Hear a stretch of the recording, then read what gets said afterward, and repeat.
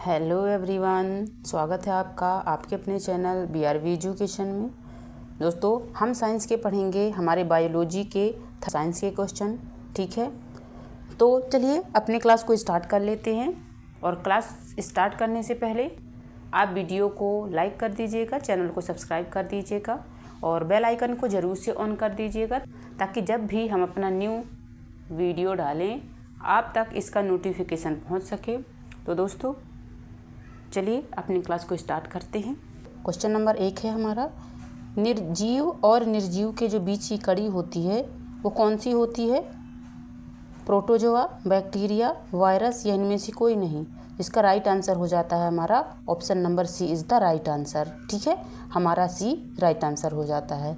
Next question देखते हैं। Question number 2 है हमारा, केंद्रक की खोज किसने की थी? ठीक है, केंद्रक की खोज किसने की थी, किस वैज्ञानिक ने की थी केंद्रक की खोज? तो ल्यूवेनहॉक ने की थी, रॉबर्ट हुक ने की थी, रॉबर्ट ब्राउन ने की थी या वॉन मोल ने की थी? तो इसका राइट आंसर हो जाता है हमारा रॉबर्ट ब्राउन ने की थी। ठीक है, option number C is the right answer. Question number 3 है, डायस्टेज जो एंजाइम होता है वह किसका पाचन करता है? ठीक है, जो हमारा डायस्टेज एंजाइम होता है वह किस चीज़ का पाचन करता है? ऑप्शन ए है स्टार्च का, ऑप्शन बी है कार्बोहाइड्रेट, ऑप्शन सी है प्रोटीन, या ऑप्शन डी है इनमें से कोई नहीं। तो इसका हमारा राइट आंसर हो जाता है option number A is the right answer. ठीक है, जो हमारा डायस्टेज एंजाइम होता है वह हमारे स्टार्च का पाचन करता है। ठीक है, option number A is the right answer. Question number 4 है हमारा, प्रकाश संश्लेषण की क्रिया में ऑक्सीजन कहाँ से प्राप्त होती है? वायु से होती है, जल से होती है, सूर्य के प्रकाश से होती है या कार्बन डाइऑक्साइड से होती है? तो इसका राइट आंसर हमारा हो जाता है option number B is the right answer. ठीक है, ऑक्सीजन हमें जल से प्राप्त होती है। नेक्स्ट क्वेश्चन है, क्वेश्चन नंबर 5 है हमारा, स्पेशल आगरा नामक रोग किसकी कमी से होता है? ठीक है, तो दोस्तों यहाँ पे थोड़ा सा टाइपिंग मिस्टेक है। ठीक है, स्पेशल यहाँ पे नहीं है, यहाँ पे हमारा दिया गया है पेलाग्रा। ठीक है, तो आपको ये ध्यान रखना है, यहाँ पे जो पेलाग्रा नामक जो रोग होता है वह किसकी कमी से होता है? ऑप्शन है थायमीन की कमी से होता है, ऑप्शन बी है कैल्सीफेरॉल की कमी से हो जाता है, या फिर मायोसिन की कमी से होता है या नियासिन की कमी से होता है? इसका राइट आंसर हो जाता है option number D is the right answer. ठीक है, जो हमारा पेलाग्रा होता है वह नियासिन की कमी से हो जाता है। नेक्स्ट क्वेश्चन है, क्वेश्चन नंबर 6 है हमारा, किस विटामिन की कमी से जनन क्षमता क्षीण हो जाती है? ठीक है, जो जनन क्षमता है किस विटामिन की कमी से क्षीण हो जाती है? विटामिन सी की कमी से, विटामिन डी की कमी से, विटामिन ई की कमी से या विटामिन के की कमी से? इसका राइट आंसर हो जाता है हमारा विटामिन ई की कमी से। Option number C is the right answer. ठीक है, नेक्स्ट क्वेश्चन है, क्वेश्चन नंबर 7 है हमारा, ट्रिप्सिन क्या है? जो एक ट्रिप्सिन है, ट्रिप्सिन क्या होता है? आपको बताना है ट्रिप्सिन क्या होता है। हार्मोन होता है ट्रिप्सिन, या फिर विटामिन होता है, या एंजाइम होता है, या लवण होता है?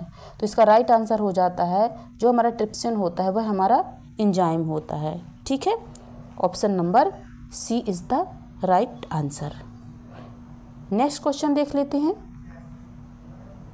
क्वेश्चन नंबर 8 है हमारा, जो प्यास होता है, प्यास का केंद्र कहाँ पे होता है हमारा? जिसको हम प्यास लगती है तो हमें कैसे पता चलता है कि हमें प्यास लगी हुई है? ठीक है, तो इसका प्यास का केंद्र क्या होता है?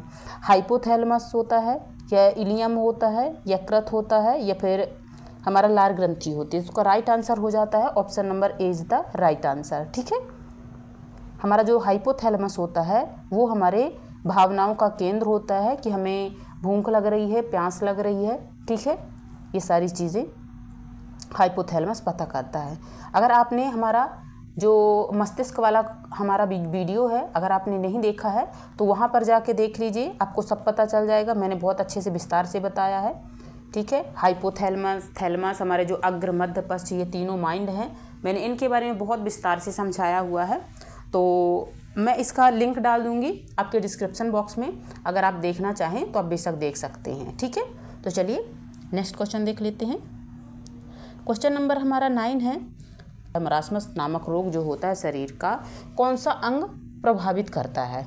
ठीक है, जो मरासमस रोग होता है हमारा, वह हमारे शरीर के किस अंग को प्रभावित करता है आपको बताना है। तो त्वचा को प्रभावित करता है, ये फिर यकृत को प्रभावित करता है, जबड़े को प्रभावित करता है, या मांसपेशियों को प्रभावित करता है। तो इसका हमारा राइट आंसर हो जाता है option number D is the right answer. ठीक है, इसका हमारा डी राइट आंसर हो जाता है। क्वेश्चन नंबर 10 है, 10 में क्या बोला, जो पोलियो होता है वो किसके द्वारा होता है। ठीक है, ऑप्शन ए है प्रोटोजोआ, ऑप्शन बी है जीवाणु, ऑप्शन सी है अमीबा, या ऑप्शन डी है विषाणु। ठीक है, तो इसका राइट आंसर हो जाता है हमारा विषाणु। Option number D is the right answer. ठीक है,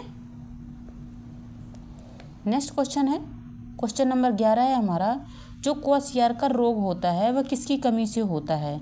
ठीक है, जो क्वाशियार्कर रोग होता है वह किसकी कमी से हो जाता है, लवण की कमी से हो जाता है, वसा की कमी से होता है, प्रोटीन की कमी से होता है, या ग्लूकोज की कमी से होता है। तो इसका हमारा राइट आंसर हो जाता है option number C is the हमारा राइट आंसर हो जाता है। ठीक है, इसका राइट आंसर हो जाता है सी।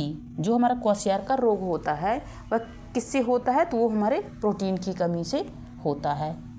ठीक है, नेक्स्ट क्वेश्चन है, क्वेश्चन नंबर 12 है हमारा, इंसुलिन या अधिवृक्क ग्रंथि से स्त्रावित, जो इंसुलिन एक हार्मोन है जो स्त्रावित करता है, यानी जो इंसुलिन होता है उसको कौन स्त्रावित करता है।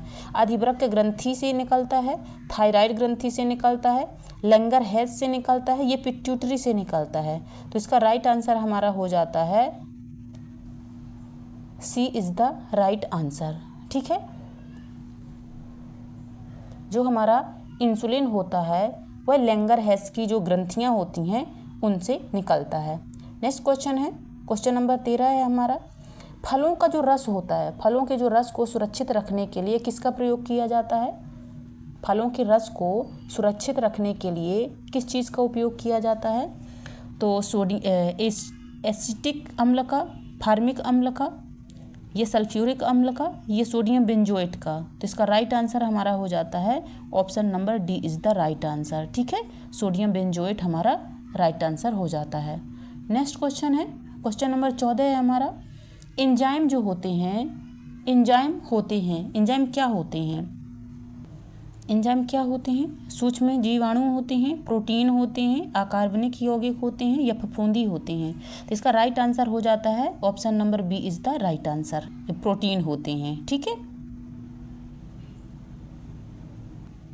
क्वेश्चन नंबर 15 है हमारा, किस रोग से पीड़ित रोगी को कार्बोहाइड्रेट की अधिक मात्रा लेने से मना किया जाता है।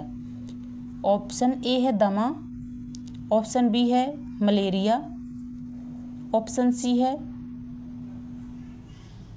मधुमेह, ऑप्शन डी है उपरोक्त सभी।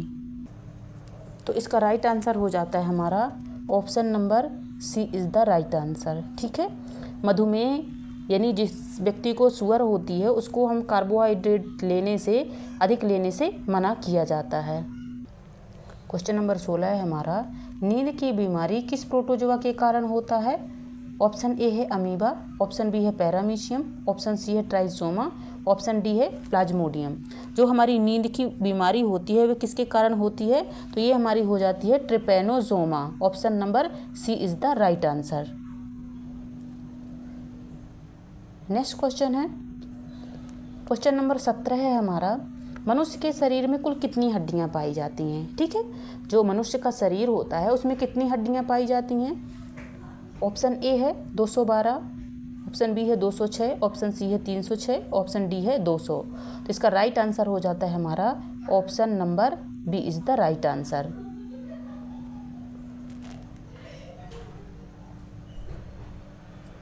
नेक्स्ट क्वेश्चन है, क्वेश्चन नंबर 18 है हमारा, मछलियों के यकृत में किसकी प्रचुरता होती है। ठीक है, जो मछलियों का यकृत होता है उसमें किस चीज़ की प्रचुर मात्रा पाई जाती है।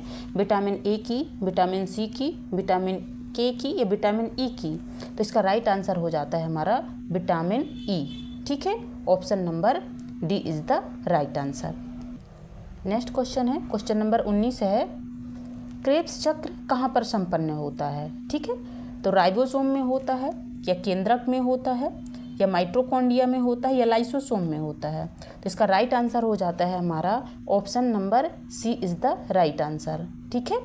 हमारा सी जो हमारा माइटोकॉन्ड्रिया होता है वहाँ पर हमारा क्रेब्स चक्र बनता है, जिसके कारण 38 ATP बनती हैं, जिससे हमें ऊर्जा प्राप्त होती है, ठीक है।